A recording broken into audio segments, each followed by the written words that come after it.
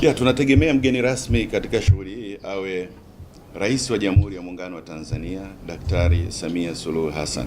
Kama chama tulitafakari kwamba kwa nini tumwalike rais, lakini kwa kazi kubwa ambayo aliifanya katika upatikanaji wa MRI na CT scan, ameweza kuweka CT scan kwenye kila mkoa, hospitali ya mkoa ya nchi hii, na ameweza kuweka CT scan na MRI kwenye kila zonal hospital ya nchi hii. Lakini vile vile ameweza kuimarisha kitu tunaita matibabu ya wagonjwa mahututi, wale ambao wanakuwepo ICU na dependent unit. Sio tu kuimarisha kwa kuwafundisha wataalamu, lakini vile vile kuhakikisha hizo centers zinafunguliwa kwenye hizo hospitali za zono zote. Hivi ni vitu ambavyo ni very expensive, vinahitaji gharama kubwa, vinahitaji dedication na ventilators kuwepo na wataalamu kuwasomesha, ni kitu ambacho kikubwa sana. Lakini vile vile sisi tunaitambua vile vile kwa kutengeneza hospitali nyingi, na vile vile nadhani ni rais pekee, naweza hili msilione, ambaye ameweza kutoa madaktari wakazunguka nchi nzima kwenda kutibu kwa kambi maalum zinaitwa kambi za Mama Samia. Kwa hiyo kama hakumgusa Mtanzania kwenye MRI na CT scan ya mkoani au ya hapa Dar es Salaam, basi amemgusa kwenye kambi ya Mama Samia, au kamgusa Mtanzania kwenye hospitali ambazo amezitengeneza kutoka. Unaweza ukaenda ukatibiwa hujui, lakini kama chama tunatambua sisi neurosurgeons bila CT na MRI we are nothing, na tunaongoza kwenye sub-Saharan countries hizi zote ukiondoa South Africa kwa namba ya CT scan na MRI na other diagnostic tools, vifaa vya kufanya operations bila kutumia matundu. Vyote hiyo ni kazi yake kubwa. Kuweza kujenga majengo ya hospitali, nadhani mmekuja Moi, mmeona ilivyokuwa imejaa hapo nje, sawa, lakini ameisha liona hilo nje ya budget, ameweza kujenga jengo na liona karibu linakaribia kuisha.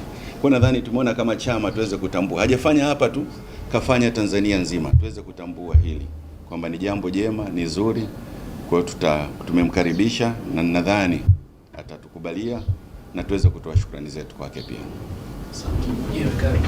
Daktari wa upasuaji wa ubongo, mgongo na mishipa ya fahamu, yani Tanzania Neurosurgical Society. Tungependa kuwaambia wananchi wa Tanzania kwamba chama kimeandaa kongamano kubwa la madaktari duniani wa upasuaji wa ubongo, mgongo na mishipa ya fahamu, yani neurosurgeons, ambao tutakutana hapa Tanzania, Dar es Salaam, na kufanya kongamano kutoka tarehe 15 mpaka tarehe 18 mwezi wa 4. Na katika kipindi hicho tutakupitia mambo mbalimbali. La kwanza, tutakuwa na pre-conference workshop.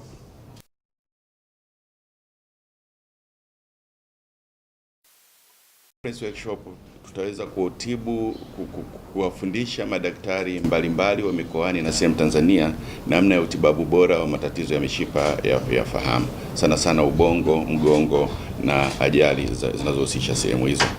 Tutakuwa na kongamano kuhusu matatizo ya kifafa kinachotokana na ajali.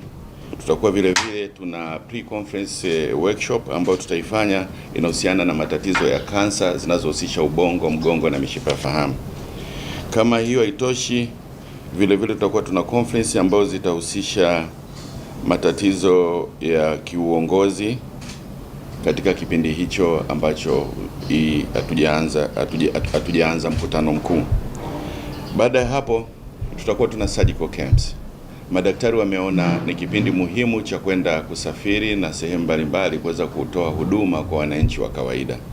Kwa tutakuwa tuna surgical camps KCMC hospitali, tutakuwa tuna surgical camp Benjamin Mkapa Hospital, vile vile Bugando Hospital na hapa Muhimbili Orthopedic Institute, ambako wananchi wenye matatizo ya uhusiana na ubongo, mgongo na mishipa ya fahamu tunawakaribisha sana waweze kuja na kuweza kutibiwa.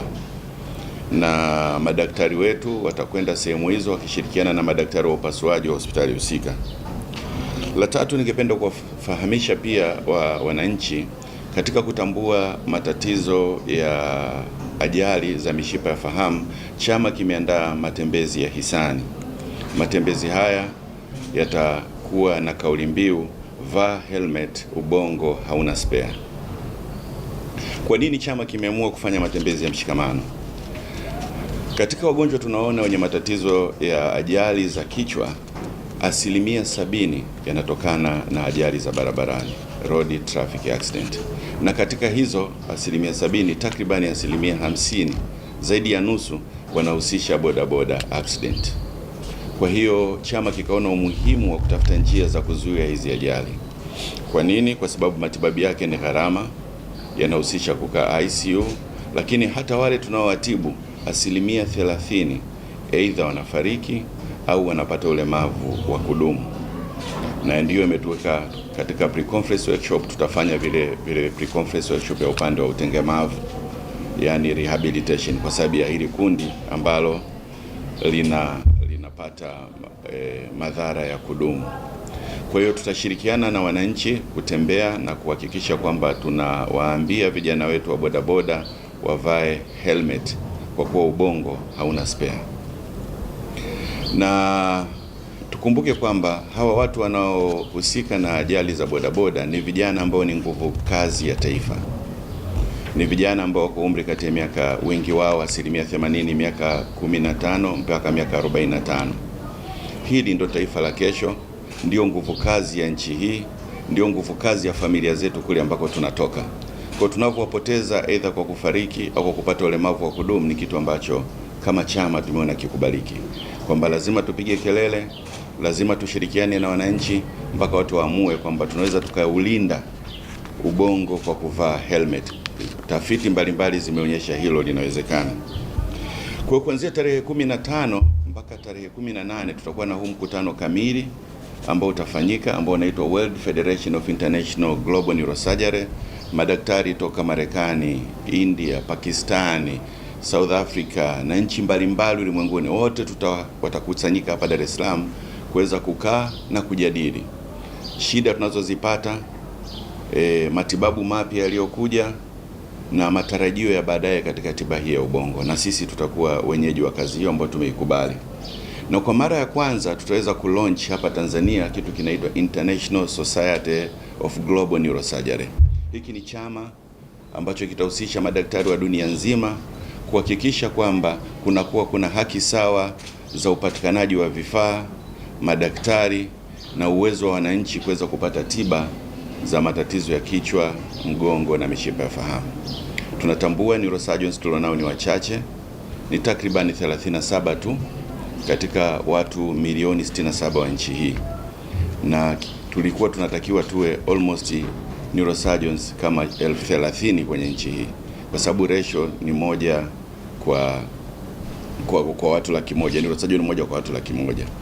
Kwa hiyo hii sehemu ya WFNS International Global Surgery itaongelea hiyo, pamoja na elimu, namna ya kuwasomesha madaktari wetu ndani na nje ya nchi, tutatumia njia gani, na tutaweza kuwapa kile kilichojiri kadri tunavyoendelea.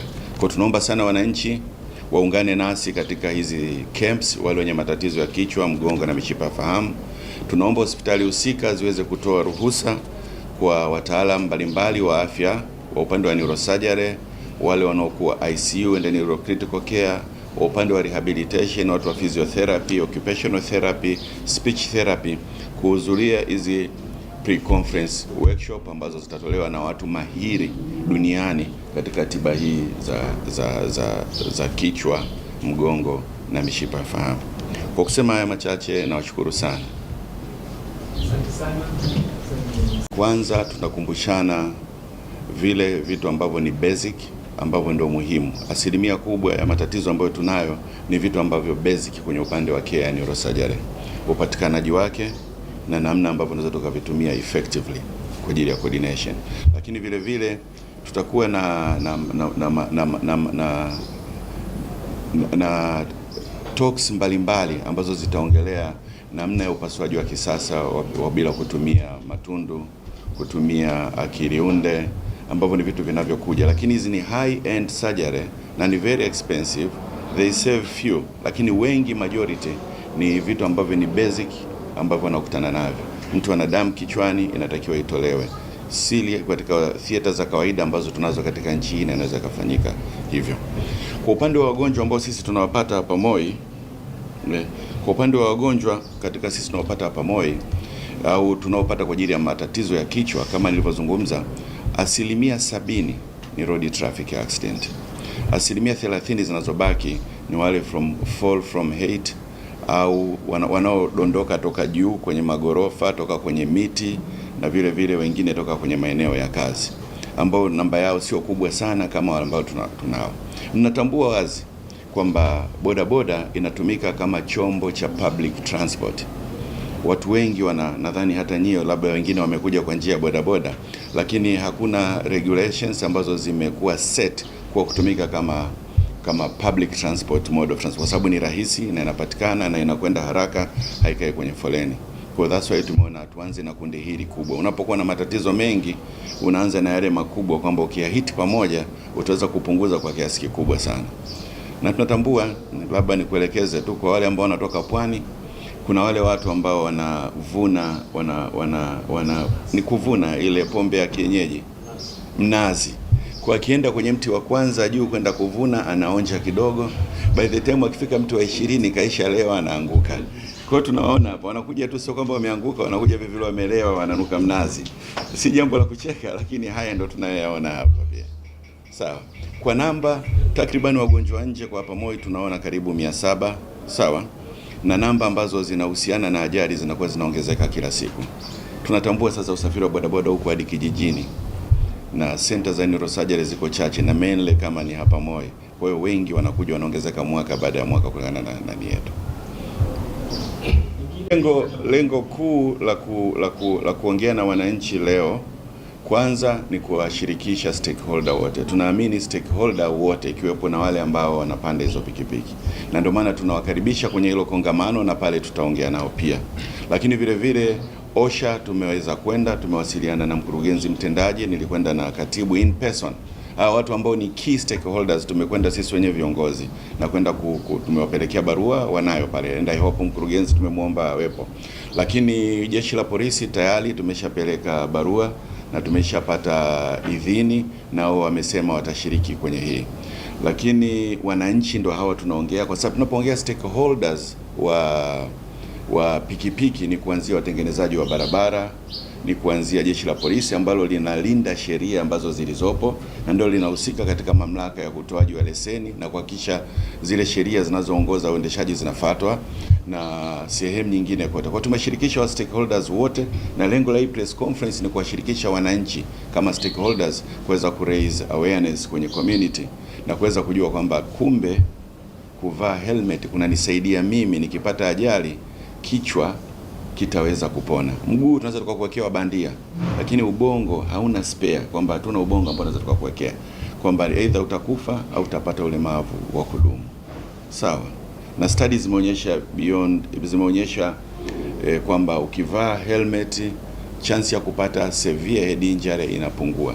Ni bora uvunjike mguu, uvunjike nini, lakini kichwa ni kitu ambacho kinahitaji kuangaliwa kwa undani kabisa. Kwa stakeholders wote tunawashirikisha, tumewapelekea barua wale key stakeholders, na wale ambao sio key stakeholders ndio tunaongea nao kwa njia hizi za media kuhakikisha kwamba nao wanashiriki.